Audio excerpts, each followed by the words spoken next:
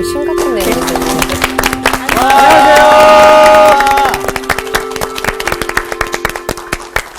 안녕하세요. 네, 안녕하세요. 네, 반갑습니다. 반갑습니다. 네. 지난주에 우리가 예언자 입문 이야기를 했었죠. 예언자가 뭐 하는 사람이죠?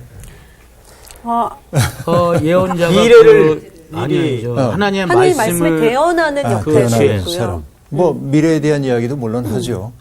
그러니까 예언자는 미래에 대한 이야기도 하지만 또 하나님의 말씀을 대언한다는 말도 맞고 그런데 한번 이건 이제 복습이 필요해가지고 하는 얘기예요. 네.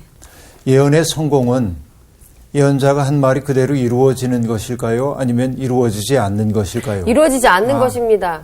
그래요. 단호했어요. 예. 네. 그러니까 예언한 내용, 네. 어디가 죄를 지어가지고 하나님이 이렇게 심판하실 거다 하고 예고를 했어요. 그럼 그 말이 그대로 이루어지는 게 예언의 성공이에요? 실패예요? 안 되길 실패요. 바래서 사실 예언자가 있는 거겠죠. 네. 그렇죠. 네. 그러니까 사실 그런 일이 일어나지 않기를 하나님도 바라시기 때문에 예언자를 보내셨어요. 예. 네. 그렇죠. 그러니까 예언자의 말을 듣고 그 사람들이 참회하고 돌이켜서 예언자를 통해 예고되었던 일이 일어나지 않을 때 예언은 성공한 거로 봐야 되죠. 그렇네요. 그러니까 예언자라고 하는 사람들은 그런 의미에서 불행하다고 얘기를 했습니다. 네. 왜냐하면 자기의 말이 부정될 때 자기의 존재가 살아나요. 진짜 그렇네요. 자기 모습 속에 살 수밖에 없는 사람입니다. 그러나 예언자의 말이 그대로 이루어져야 할 때도 있어요. 네. 어떨 때냐면 절망 속에 빠져 있는 사람들에게 희망의 메시지를 전했을 때 그 네. 희망의 메시지가 그대로 현실 속에서 현실화되었을 때 네. 예언은 성공한 거라고 얘기할 수 있겠죠. 네. 그래서 예언자들의 직무가 두 가지라고 얘기했습니다. 하나는 불의한 것을 꾸짖는 것. 그렇죠. 고발하고 꾸짖고 심판을 예고하고 이것이 예언자의 중요한 직무입니다. 그러니까 그런 말이 사람들에게 인기 있을 리는 없죠. 그렇죠. 늘 이제 사람들은 꾸짖음 받는 거 싫어하니까 그렇죠. 악역이 악역. 악역이죠. 네. 근데 쓴소리를 들을 줄 알아야 사람이 크는데 사실 예언자는 불편한 존재인 거 맞습니다. 근데 또 하나 예언자가 해야 하는 일 가운데 하나는 위로하는 일이었습니다.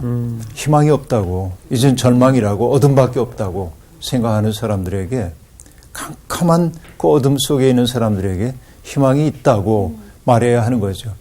그것은 그냥 인간적인 위로가 아니라 하나님에 대한 신뢰의 바탕을 둔 그런 위로라고 얘기할 수 있겠습니다. 가끔 우리 교인들이나 또 다른 분들 만나면 이런 아주 진지한 질문을 하는 분들이 있습니다.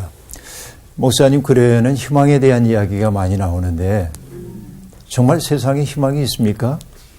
세상 아무리 봐도 희망이 없는 것처럼 보이는데 네. 희망이 정말 있는 것일까요? 이렇게 좀 물어요. 근데 그분들 생각은 뭐냐면 희망은 외부에서 내게 주어지는 것이라고 생각을 해요. 그렇죠. 네. 밖에서부터 열려와야 된다고 생각하죠.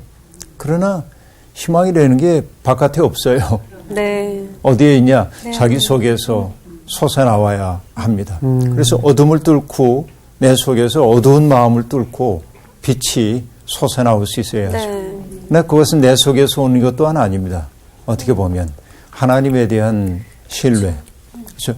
나는 지금 비록 어둠 속을 걷고 있지만 하나님은 어둠에 지는 분 아니잖아요. 그렇죠. 그러니까 나의 희망이라고 하는 것은 하나님께 근거한 희망일 때 그것이 절망의 파도에 떠밀리지 않을 수 있다. 이렇게 말할 수 있겠죠. 사실 희망이라는 게 바라는 것이지만 희망하고 바라는 것이 희망이지만 본래 희망이라는 것은 아주 사소한 것입니다. 드물 희자를 썼어요. 옛날에는. 드문 거야. 바라기가 어려운 중에 바라는 거예요. 그렇죠. 그러니까 희망이 있느냐라고 묻는 그분은 그런 분들은 지금 현실적으로 보이는 어둠 때문에 낙심하고 있는 거예요. 그러니까 드문 게 거의 보이지가 않는 것처럼 보이기 때문에 그렇게 얘기합니다. 그러나 제가 그분들에게 간혹 하는 얘기가 있는데 별들의 바탕은 어둠이 마땅하다. 그 시집 제목이기도 하고 시 제목이기도 한데 정진규 선생님의 밤하늘에 별이 총총한 것을 보면 밤이 깜깜할 때 그래서 그럴 때 별들이 총총하게 느껴지죠. 그렇죠. 네. 인공의 이 불빛들이 휘황한 곳에서는 별들이 잘 보이지 않습니다. 캄캄해야 보이죠. 그런데 여러분, 희망이라는 게 별 하나, 그 어둠 속에서 빛을 발하는 사람 하나가 있을 때 그게 작은 희망이 시작되는 거예요. 네. 근데 잊지 말아야 될 것은 뭐냐면 나처럼 고민하는 사람이 세상에 많이 있다고 그러지. 김상훈이라는 별도 있고 김미란 별도 있고 박유환이라는 별도 있고 정나원이라는 별도 있단 말이에요. 여기저기. 각자의 삶의 자리에 있지만. 그래서 각자의 별들은 외로우나 그 별들이 성좌를 이룰 때는 사람들에게 꿈을 줄 수 있거든. 성좌. 그렇죠. 그 성좌, 영혼의 성좌들. 그러니까 외롭다가도 저만치에 미란 씨가 있는데 저만치에 요한 씨가 있는데 그렇죠. 이것이 나로 하여금 절망에 유폐되지 않을 수 있도록 만들어주기도 하죠. 예언자가 하는 일은 뭐냐. 가물거리고 있는 희망의 불빛에 그 사람들의 마음속에 가물거리고 있는 희망에 불을 붙여주는 역할도 하게 되죠. 그게 예언자가 가지고 있는 아름다운 역할이라고 볼 수 있습니다. 네. 벌써 희망이 막 생기는 것 같아요. 맞아. 네. 근데 이제 이 중요한 것은 뭐냐면 희망을 말하는 사람은 때때로 절망에 더 깊은 곳으로 들어가야 하는지도 모릅니다. 왜냐하면 바닥까지 가야 희망이 나오는 법인데 그 얘기는 우리 차츰하기로 하고 네. 우리가 지난 시간에 시작했던 책이 요엘서였었죠. 네, 요엘. 오늘 요엘서 이제 본문으로 들어갑니다. 네.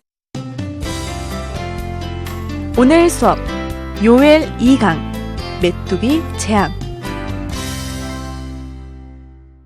1절부터 20절까지를 다 볼 건데요.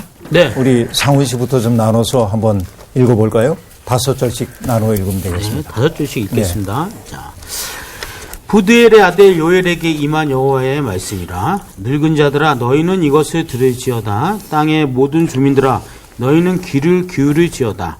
너희의 날에나 너희 조상들의 날에 이런 일이 있었느냐.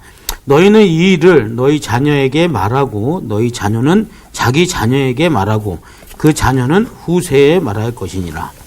팥중이가 남긴 것을 메뚜기가 먹고 메뚜기가 남긴 것을 느치가 먹고 느치가 남긴 것을 황충이 먹었도다.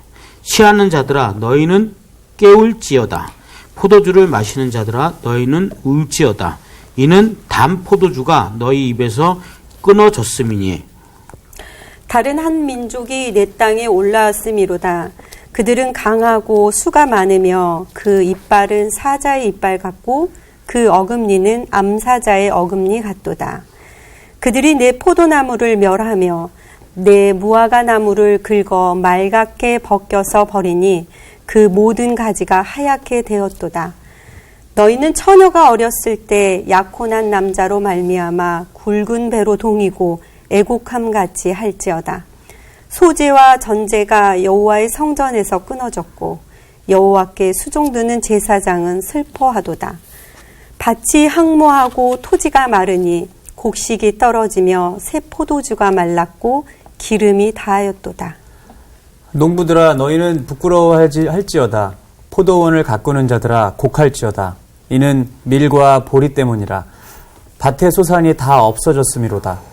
포도나무가 시들었고 무화과 나무가 말랐으며 석류나무와 대추나무와 사과나무와 밭의 모든 나무가 다 시들었으니 이러므로 사람의 즐거움이 말랐도다.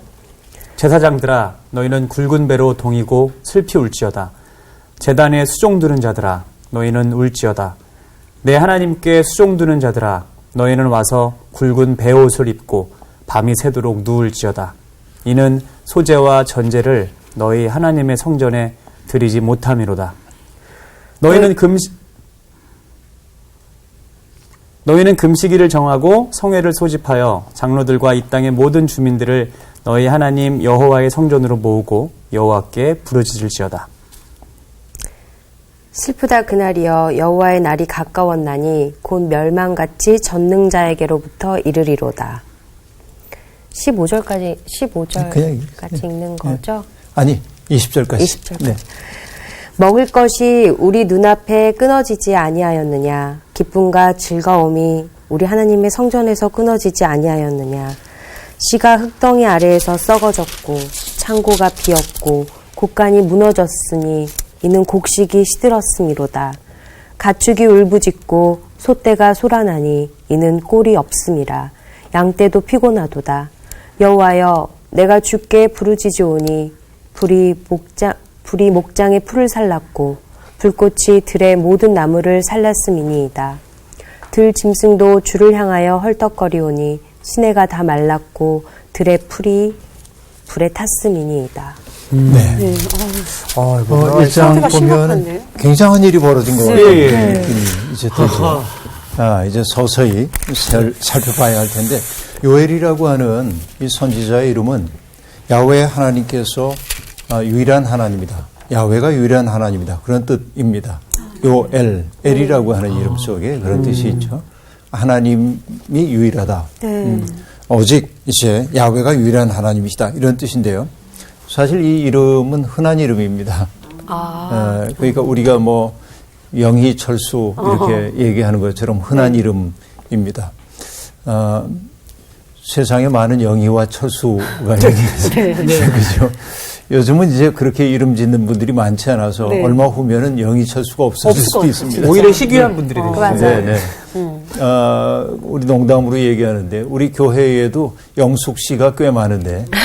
영숙 씨도 많아요. 영숙 씨가 많은데. 숙자 씨. 네. 그런 이름들이 이제 차츰 아마 많이 사라지지 않을까 싶어요. 요즘 네. 그렇게 짓는 사람들 많지 않기 때문에. 그쵸. 근데 요엘은 상당히 흔한 이름입니다. 그 속에는 어떤 뜻이 있겠죠. 정말로 이 아이가 하나님만을 자기의 인생의 어떤 그 주추로 삼고 살아가기를 바라는 부모의 마음이 그 이름 속에 담겨 있을 거라고 생각이 됩니다. 그죠? 근데 어쨌든 그래서 그런지 몰라도 사무엘의 맏아들 이름도 요엘입니다. 성경에 보면 그런 얘기들이 등장하는데 뭐 많아요. 근데 일일이 다 언급할 수는 없습니다만. 근데 여기 흥미로운 것은 뭐냐? 요엘서가 어느 시대를 배경으로 하고 있는지가 안 나와요. 네. 그렇죠. 대개는 어느 왕 시대에 선지자 아무개가 받은 묵시의 말씀이라 이런 방식으로 네. 시작을 하는데 요엘서에는 그 시기를 가늠해 볼 수 있는 그런 표현이 안 나옵니다. 우리가 12소예언서 얘기하고 있는데 소예언서에는 그렇게 시대를 가늠하기 어려운, 그러니까 어느 왕 시대라고 얘기를 안 하는 책들이 절반쯤 돼요.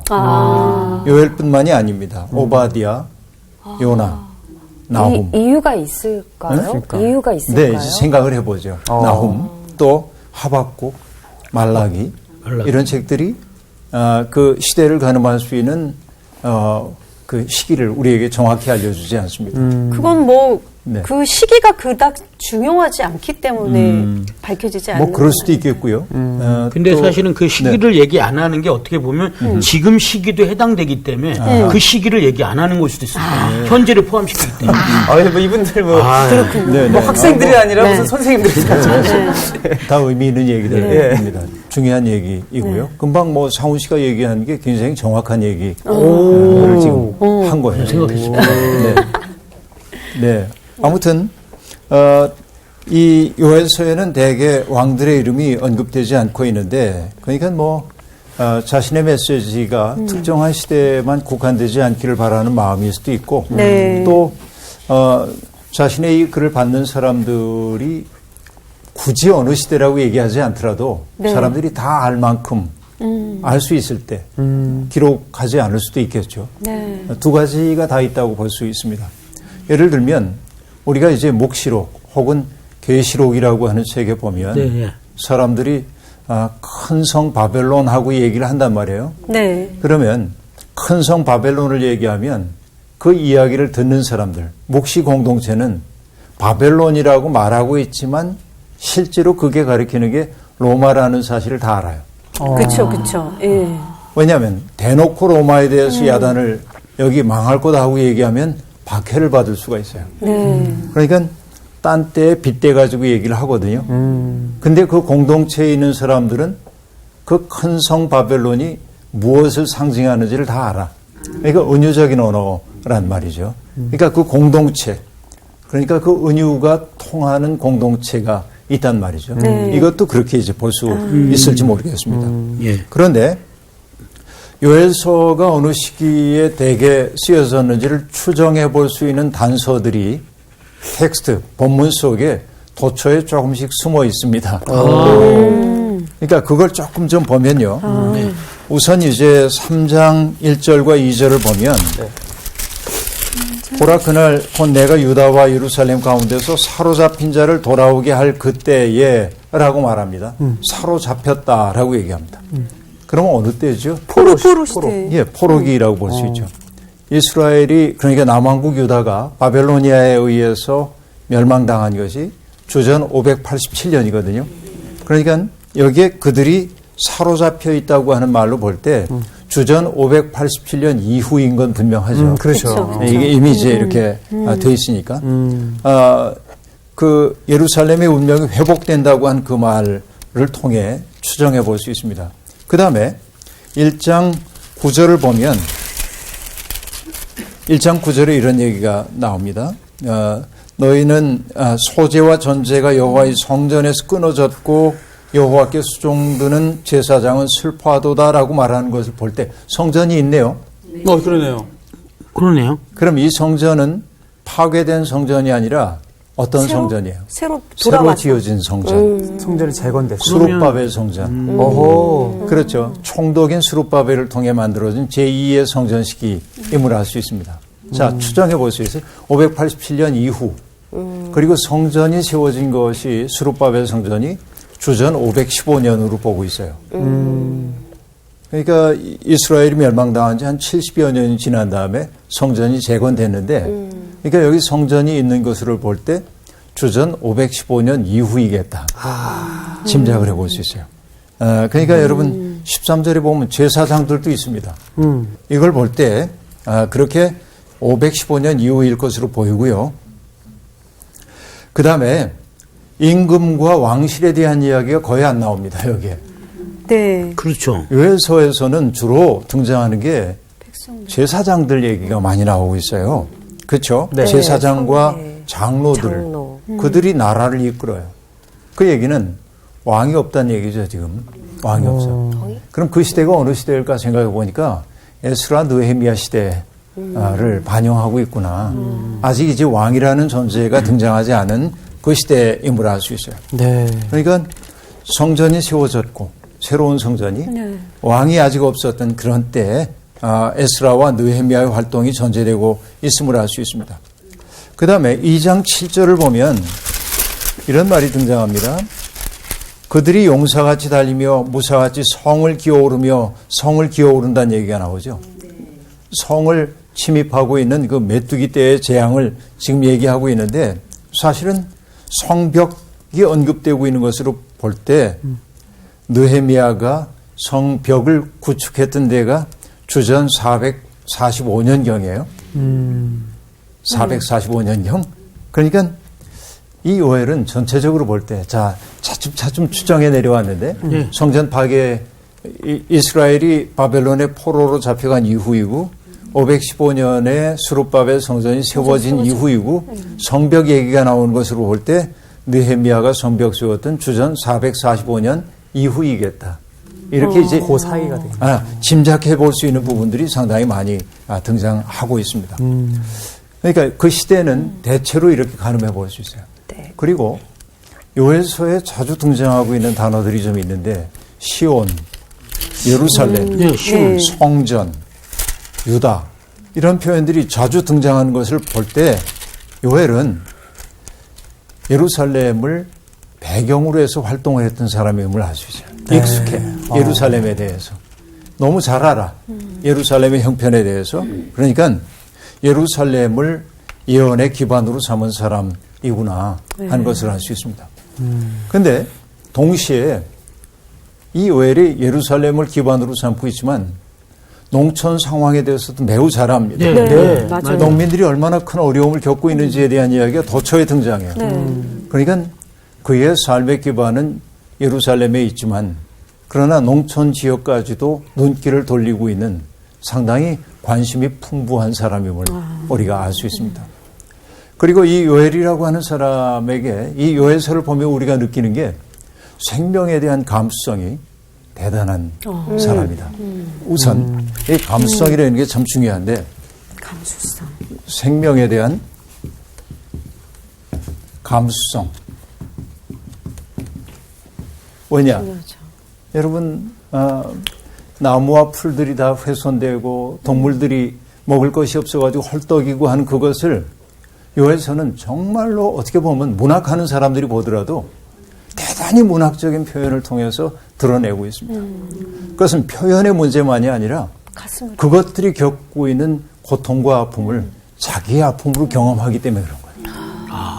그러니까 나의 고통만이 아니라 인간의 고통만이 아니라 동물들과 그렇죠? 식물의 세계까지 고통당하고 있다는 사실을 절절하게 아픔으로 느끼고 있어요.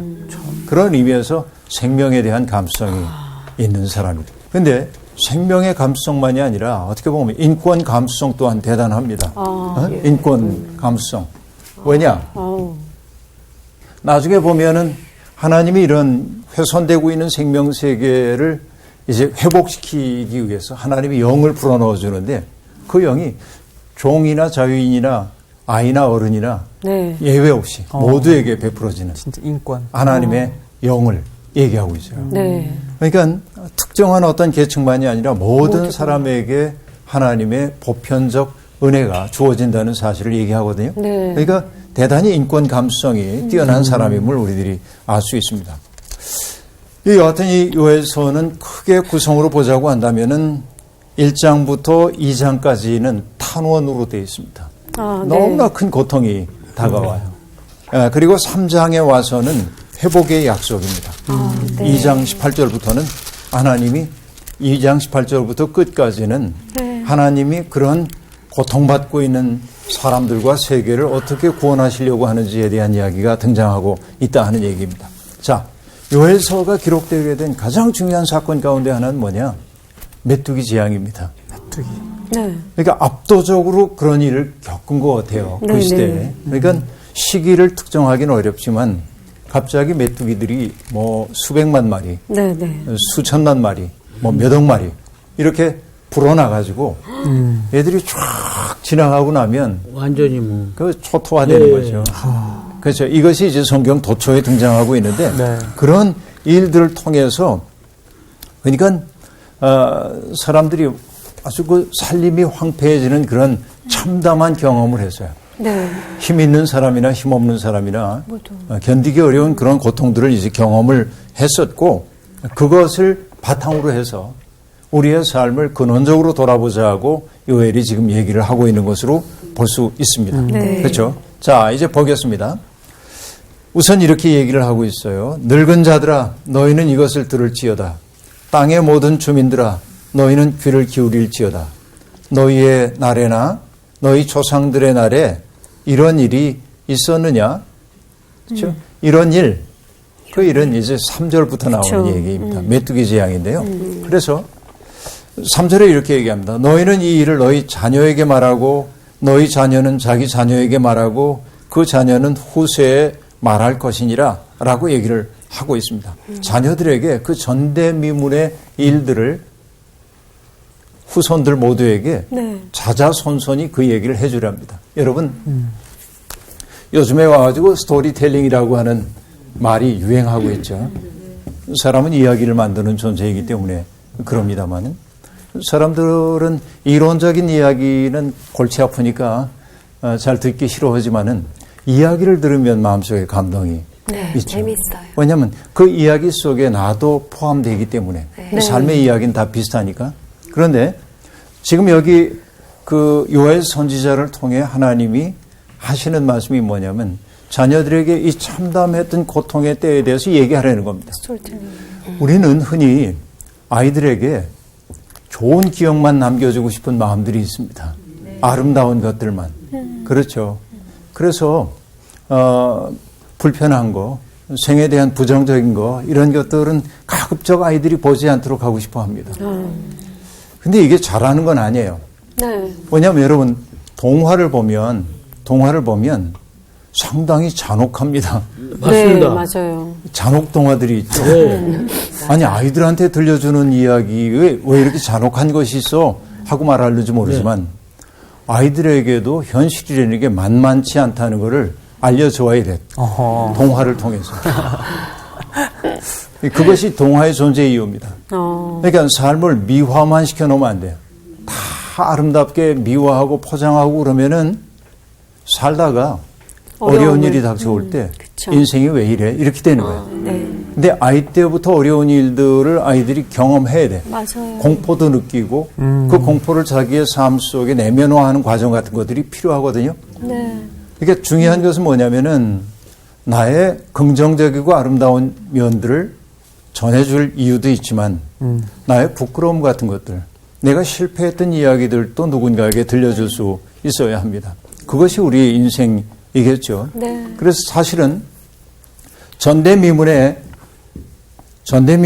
이런 고통스러운 이야기를 전하는 까닭이 뭐냐면 이러한 시련 속에서 우리가 무너졌어 하는 얘기를 하려는 게 아니고 그런 시련 때문에 암담했으나 그 암담함 속에서 어떻게 하나님의 은혜가 우리에게 유입됐고 네. 그래서 어려움 없는 것 아니었지만 어려움을 통하여 우리가 어떻게 극복했는지에 대한 이야기를 자자손손 들려주므로 그렇죠. 그것을 공적 자산으로 삼아라. 이게 이제 굉장히 중요한 거라고 볼 수 있습니다. 겪은 어려움과 하나님의 은총에 대한 기억을 대대손손 줘야 하는 거예요. 자, 전달해야 하는 이야기의 내용이 4절부터 나옵니다. 네. 팥중이가 남긴 것을 메뚜기가 먹고 메뚜기가 남긴 것을 느치가 먹고 느치가 남긴 것을 황충이 먹었도다 하고 말합니다. 메뚜기만 알겠어요. 메뚜기만 알겠죠. 이게 네. 메뚜기를 뜻하는 네 가지의 다른 표현입니다. 그래요? 다 네. 메뚜기예요? 그래서 그러니까 이것을 사람들이 이게 메뚜기의 종류인가 아니면 메뚜기의 성장 과정을 나타내는 네 단계인가 이렇게 얘기를 궁금해해요. 네. 그런데 이건 문학적 수사로 봐야 합니다. 네. 그러니까 파괴가 얼마나 철저한지를 말하기 위해서 얘를 느낌이 딱 이렇잖아요. 네, 네. 얘가 먼저 먹이 사슬 처음에 같은 나오는 게 뭐였어요? 팥중이요. 팥중이가 지나갔어. 네. 와, 못 견디겠다. 그런데 또 뭐가 지나가요? 메뚜기. 메뚜기가 남긴 걸 또 뭐? 또 느치가. 그 다음에 황충이. 싹 다. 그러니까 그 고통이 얼마나 심각했는지를 얼마나 초절한 고통이었는지를 나타내기 위한 문학적 수사로 보는 것이. 그야말로 똑같이- 싹쓸이네, 싹쓸이. 똑같이 메뚜기라는 얘기죠. 그러니까. 예. 그것을 이제 다양한 표현으로 이렇게 네. 변주했다고 보시면 되겠어요. 그러니까 굳이 뭐 이게 무슨 종류지 하고 뭐 생태학적으로 공부해야 할 이유가 없어요. 여기는. 희한하게 그게 궁금해 또, 그죠? 그러니까 1번이 먹고 2번이 먹고 3번이 먹고 4번이 먹었던 메뚜기도 그냥 대대손손 먹었다는 얘기예요. 네. 그러니까 사실 메뚜기 재앙들을 보면 싹 지나가고 난 다음에 또 오고 그러잖아요. 계속. 네네. 그것을 이런 표현으로 지금 썼다. 이렇게 이제 우리들이 봐야 할 겁니다. 그래서 여러분 이게 사실 메뚜기 재앙이라는 게 출애굽 시대의 10개의 재앙 가운데 8번째 메뚜기. 재앙이 네, 메뚜기 그렇죠. 재앙이거든요.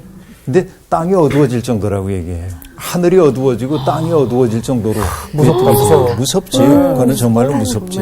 그래서 푸른 빛이 보이지 않아요. 그게 한번 지나가고 나면. 그래서 아프리카에서는 메뚜기 재앙이 자주 일어나는데 그래서 메뚜기를 뭐라고 하냐면 바람의 이빨. The teeth of the wind. 그렇게 얘기하는 느낌 확 온다. 느낌이 확 오죠. 바람의 이빨. 나 좀 약간 타살 들었어. 진짜 무서웠어, 지금. 때가 무서운 거야. 때가. 그 경험, 그 잔혹했던 그 경험들을 이제 하고 있는데 요엘은 지금 뭐냐면 그것을 묵시문학적인 경고로 받아들이자 그 얘기야. 지금. 그러니까 메뚜기 재앙이 왜 일어났냐 여기에 대해서 묻는 게 아니에요. 그 재앙을 통해 우리가 봐야 될 것은 뭐냐면 우리의 삶을 한번 돌아보자는 초대입니다. 네. 그래서 이 메뚜기 재앙이 쓸고 가면 남는 것이 아무것도 없는 것처럼 네. 우리의 삶이 황폐해진 다음에 내 삶에 남는 것이 뭘까 이걸 고민해 봐야 하잖아요. 그러니까 이게 다 가져갔을 때 내 것이라고 여겼던 것들이 다 사라졌을 때 나의 존재, 나의 그 핵심으로 남는 게 뭔지를 한번 돌아보자는 거예요. 그렇죠. 그래서 여기 이 대목 이제 하고 5절부터 나오는 얘기입니다. 먼저 취하는 자들아 너희는 깨어 울지어다. 포도주를 마시는 자들아 너희는 울지어다. 단 포도주가 너희 입에서 끊어졌음이니 하고 말하고 있는데요. 깨어 울라고 말하는데 술 마시는 사람들을 비난하기 위한 말이 아니라 그들이 더 이상 인생을 그렇게 즐길 수 없는 시련의 시간이 다가온다는 사실을 깨달으라는 겁니다. 너희가 이럴 때가 아니다 지금. 아, 그렇죠. 너희가 이럴 때가 지금 아니다. 그러니까 메뚜기 재앙이 닥쳐왔던 것처럼 그것이 다른 민족이 혹은 불행이 아까 바람의 이빨이라고 얘기한 것처럼 내가 어떻게 해볼 수 없는 압도적인 힘으로 우리의 삶을 엄습하는지도 모른다. 그러니 느슨한 안락한 행복에 겨워서 지내는 거기에서부터 너희들이 깨어나야 한다라고 얘기를 하고 있습니다. 다른 한 민족에 올라올 텐데 강하고 수가 많으며 그 이빨은 사자의 이빨 같다. 야, 더 어금니는 세졌어. 암사자의 어금니 같다. 그래서 포도나무, 무화과나무를 긁어서 말갛게 하얗게 만든다고 얘기를 하고 있습니다. 근데 여러분 포도나무나 무화과나무는 특별히 하나님께서 그 백성에게 베푸시는 구원의 상징이기도 하거든요. 네. 그러니까 그것들은 너무 소중한데 그것들이 다 무너지는 그런 때가 올 수도 있다는 겁니다. 그래서 여기 이렇게 얘기합니다. 8절에 너희는 처녀가 어렸을 때 약혼한 남자로 말미암아 굵은 배로 동이고 애곡함같이 할지어다 라고 말하는데 여러분 처녀가 약혼한 남자를 인하여 우는 까닭이 뭡니까? 새 번역은 이렇게 번역했습니다. 백성아 울어라. 약혼자를 잃고 슬퍼하는 처녀처럼 굵은 벼옷을 걸치고 울어라. 이렇게 번역을 합니다. 약혼했던 남자가 잃어버렸어. 떠났어요. 속절없이. 그때 벼옷을 입고 우는 것처럼 울어라 지금. 아니란 행복에 겨우 살 때가 아니다 지금. 우리의 삶을 한번 돌이켜보자. 그리고 말합니다. 소재와 전제가 여호와의 성전에서 끊어졌어. 소재는 뭐죠? 빻은 곡식에다가 기름을 섞고 하나님께 아침 저녁으로 바치는 제사입니다. 네. 전제는 포도주를 부어 바치는 제사입니다. 포도주 4분의 1씩 바쳤는데 많은 분량도 아닙니다. 그런데 그걸 바칠 것조차 사라진 아주 황폐하게 되는 그 시절. 그 시절이 오고 그래서 제사장이 슬퍼하는 때가 온다. 그렇죠? 그뿐만 아닙니다. 10절 보니까 밭이 황무하고 토지가 마르니 곡식이 떨어지며 새 포도주가 말랐고 기름이 다하였도다. 그렇죠? 농부들도 울어야 합니다. 모든 게 다 사라졌어. 12절 보면 포도나무 시들었고 무화과나무 말랐고 석류나무와 대추나무와 사과나무와 밭의 모든 나무가 다 시들었으니 이러므로 사람의 즐거움이 말랐도다 하고 얘기합니다. 그렇죠?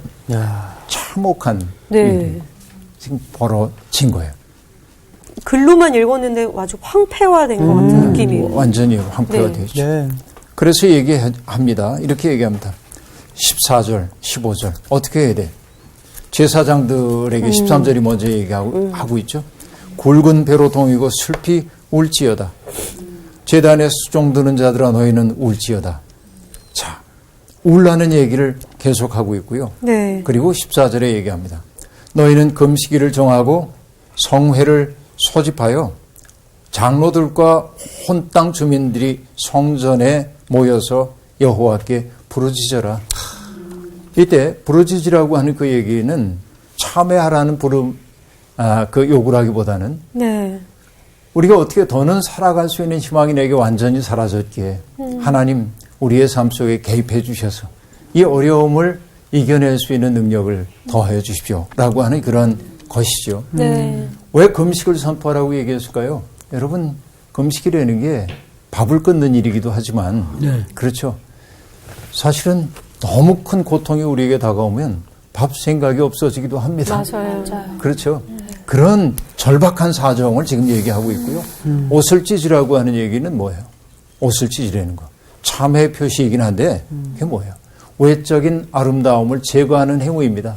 그동안 우리들이 살아왔던 그 삶, 정말 흥청망청 지내왔고 영원히 이런 행복이 지속될 거라고 생각하고 살아왔던 우리의 삶, 그것을 다 찢고 인간이 얼마나 나약하고 무력한 존재인지 하나님 앞에 엎드려서 그분의 자비를 구해보라고 얘기를 지금 하고 있습니다. 그렇죠?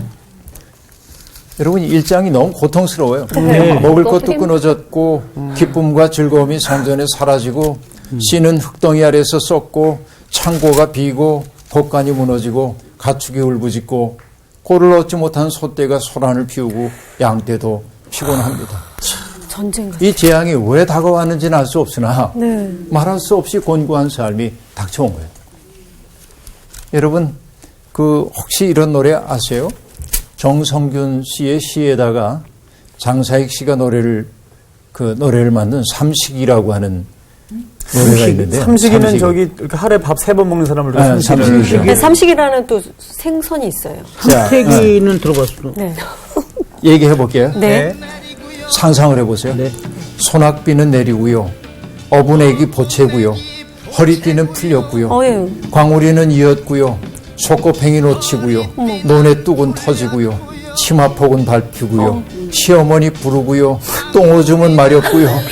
어떤 날 엄마, 어떤 날 엄마. 이거 완전히 요엘서인데요. 이거. 요엘서죠. 그 노래가 있습니까, 이게? 노래. 와. 그리고 그 다음에 뭐냐면 이런 절박한 것을 막 이렇게 사설처럼 읊고 나서 그 다음에 뭐냐면 애들 목소리로 낭낭하게 나와.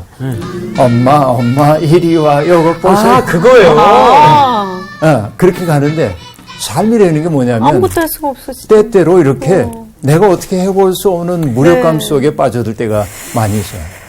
지금 우리는 평안한지 모르지만 어쩌면 이 방송을 보고 있는 분들 가운데는 바로 요에서 1장이 묘사하고 있는 것 같은 자기의 삶의 모든 가능성이 다 사라지고 살아갈 힘을 다 잃어버린 사람들도 있을 수 있습니다. 그렇죠? 그때 우리들이 해야 하는 건 뭐냐면 나의 무력감을 절감하고 그분 앞에 엎드리고 그래서 하나님의 자비하심을 구할 수밖에 없는 것이지요. 그렇죠? 저는 그래서 생각해 봅니다. 요에서 1장은 너무 고통스러운 장이긴 하지만 사실 이런 삶이 우리에게 없다고 말할 것이 아니라 그런 상황 속에 살고 있는 사람들이 많이 있어요. 네. 그렇죠? 사하라 이남 지역에 살고 있는 아프리카 사람들의 삶이 그러하고 세계를 난민이 되어 떠돌고 있는 사람들이 그러하고 그들의 삶이야말로 메뚜기의 때가 지나간 것처럼 아무런 희망이 없는 살아갈 희망이 없는 그런 순간에 있죠. 죽을 수밖에 없는 상황. 그때 그들이 엎드렸을 때 하늘이 응답해 줘야 하죠. 그쵸. 하나님의 자비를 구하죠. 근데 여러분 하나님은 언제나 직접 일하시기보다 우리의 손을 통해 일하시기를 원하십니다. 그러니까 1장이 고통스럽지만 이것을 직면해야 하는 것은 이렇게 고통받는 사람들이 우리 주변에 있다는 사실을 다시 한번 돌아보자는 얘기입니다. 오늘 얘기 여기서 마칠게요. 너무 빨리 끝났어. 감사합니다. 이거 뭐 오늘 약간 탄식 소리만 가득하다가 갑자기 끝나버렸는데. 저희는 지금 메뚜기 아주 화가 나네요, 진짜. 그냥 우리나라였으면 그냥 메뚜기 튀김 해가지고 다 먹어버리는 건데. 우리나라에 왔으면 얘들 꽃집 딱 났어요, 얘네들. 상훈 형한테 걸렸으면 다 끝났죠. 끝났지. 광충이, 누치, 팥충이, 알고 났지. 아니 진짜 지금 요에서 읽으니까요. 갑자기 지금 우리의 삶이 너무나 평안하고 너무 지금 아무 문제가 없는 듯한데 우리한테 지금 주시는 그 말씀인 것 같다는 생각이 들어요. 이 시대에 메뚜기를 우리의 사실은 이렇게 마귀라고 생각을 하고 읽으면 마귀가 우리를 괴롭히잖아요, 솔직히. 그러니까 우리가 이 힘든 세상에서 어떻게 이겨야 되는지 다시 한번 직면해보는 그런 느낌이었어요. 그럼요. 평안하고 행복할 때 그냥 안주하고 안락한 게 아니라 내가 항상 내 삶을 다시 진짜 깨워서 돌아볼 수 있는 요에서가 진짜 그런 지금 것 같아요. 그런 말씀이시죠. 그런 암담한 상황이 일어나기 전에 항상 미리 대처하고 겸손할 수 있게. 맞아. 우리는 다 정말 태평하게 평안하게 살고 있는 것 같다 생각해도 그 어딘가에 분명히 이런 심정의 사람들이 동시대에 있을 거라는 생각이 들어요. 또 우리가 또 그런 분들을 또 위로하고 또 말씀도 전해야 되지 않겠습니까? 네네. 일단 어디 나쁜 메뚜기를 먹으러 갈까요, 그러면? 메뚜기가 여러 가지가 있어요. 일단 얘네도 혼났어, 우리. 다음에 요일 시간 기대가 돼요. 너무 기대돼요. 네. 오늘 너무 빨리 끝났어요. 감사합니다. 우리 한 시간 또 화이팅! 나갑시다.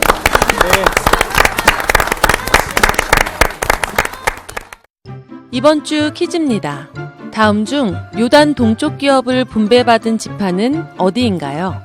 1번 르우벤 지파, 2번 유다 지파, 3번 에브라임 지파. 정답을 아시는 분은 CBS 성서학당 홈페이지에 정답을 올려주시거나 우편으로 보내주시면 됩니다. 선정되신 분들에게는 하나님의 말씀을 전 세계에 보급하는 대한성서공회에서 성경, 송태근 선생님의 교회가 알고 싶다, 김기석 선생님의 욥, 예레미야 산책, 끙끙 앓는 하나님, 성경 통독을 위한 최고의 자습서 성경 2.0 가운데 하나를 드립니다.